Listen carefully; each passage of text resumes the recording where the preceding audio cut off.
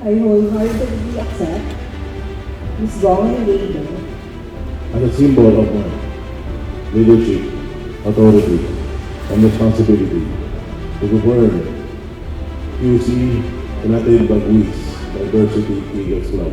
Quezon City United Baguis Diversity Lady Eagles Club.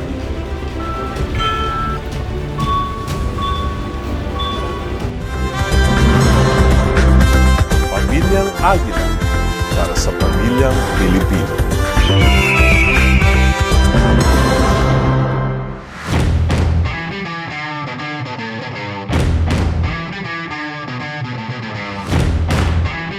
Binabati ko ang programa ngayon na induction ng Southern Tagalog Region 33 na pinangungunahan nila Governor Gunadan at ni Vice Governor Audi Buendia.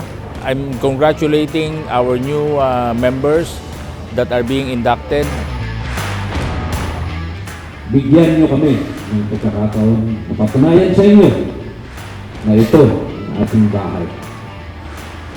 At ito ang ating piniling tahanan na makakapagbigay ng lunas sa ating hinahanap na kapanatagan sa ating kapatuan.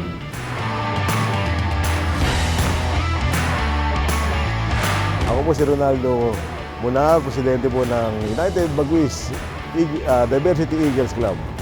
Ako binabati ko po ang mga bagong Lady Eagles at ang mga bagong induct na diversity. Naway, magampanan nila ang pagiging Agila. Maraming salamat po.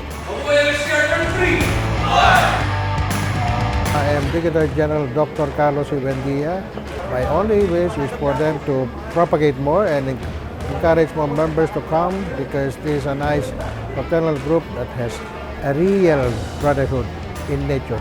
You should remember that experience the best teacher and your experience will teach you how because experience can lead you to a nice camaraderie among the group.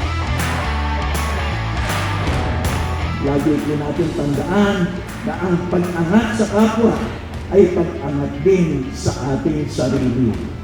Success aside from to realize is not measured by titles or status, but by how much of ourselves we are willing to share, to give to others. It's in the sacrifices we make silently, the hands we extend without expecting anything in return, and the lives we touch. Mabuhay ang SR33! Mabuhay ang Agila!